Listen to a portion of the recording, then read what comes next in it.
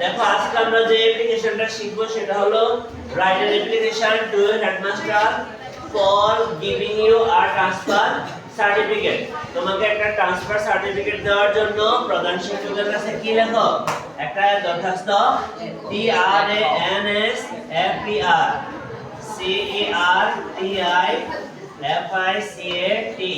Transfer certificate.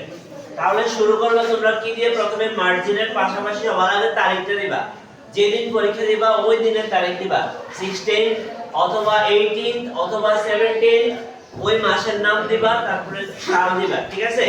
তারপরে দা headmaster, এখানে একটা কমা দিবা, তারপরে তোমার স্কুলের নাম কমলা সেকেন্ডারি স্কুল কমা কুমিল্লার পরে ফুল স্টপ। মনে থাকবে? এগুলা কিন্তু যদি ভুল করে নাম্বার কমে যাবে। দা হেডমাস্টারের পরে কমা, কমা তোমার স্কুলের নাম কমা, তারপরে কুমিল্লা ঢাকা দিয়ে ফুল স্টপ। নেক্সট সাবজেক্টে আমরা কি লিখব? Prayer for a transfer certificate. যদি মর্নিং যদি কি আছে টেস্টিমোনিয়াল আসে তাহলে প্রেয়ার ফর টেস্টিমোনিয়াল, হ্যাঁ? ফুল প্রি স্টুডেন্টশিপ আসলে প্রেয়ার করে ফুল প্রি স্টুডেন্টশিপ যেটা আসে না। তো এখানে subject prayer for a transfer certificate. আমাকে একটা ট্রান্সফার সার্টিফিকেট মানে কি এখান থেকে চলে যাওয়ার একটা সনদ দেওয়ার জন্য আবেদন। স্যারের পরে অবশ্যই কমা দিবা।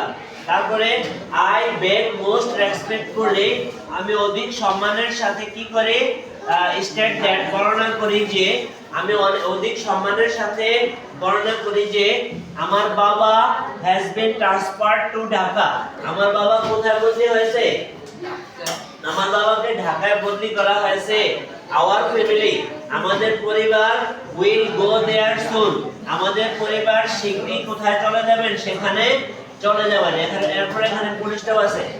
আওয়ার ফ্যামিলি উইল গো দেয়ার সুন, শীঘ্রই আমাদের পরিবার ঢাকাতে সেখানে চলে যাবে। I also have to leave this school, আমাকে এই স্কুল ছেড়ে যেতে হবে।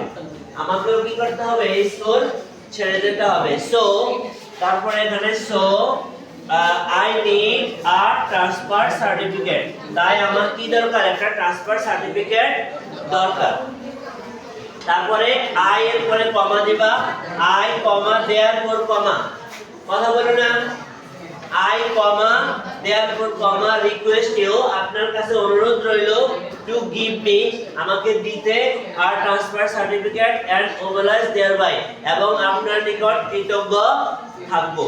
তারপরে I remain এর পরে স্যার হবে নিচে, I remain স্যার। এই এখানে কি আছে? I remain sir your most obediently অথবা yours obediently। I remain sir দিয়া নিচে হবে yours obediently, আপনার বাধ্যগত, তারপরে তোমার নাম দিবা, ক্লাস দিবা, রোল দিবা, শেষ। বুঝছো? পারবা সবাই? এটা অনেক শর্ট করে লেখা দেওয়া আছে, কিন্তু বইয়ে আর অনেক বড় বড় আছে। তোমরা যদি মন চায় আগের শিখা আছে বই থেকে শিখতে পারো, ওটা শিখবা, না হলে এটা শিখা না। পারবা তো সবাই? ওকে, ধন্যবাদ সবাইকে।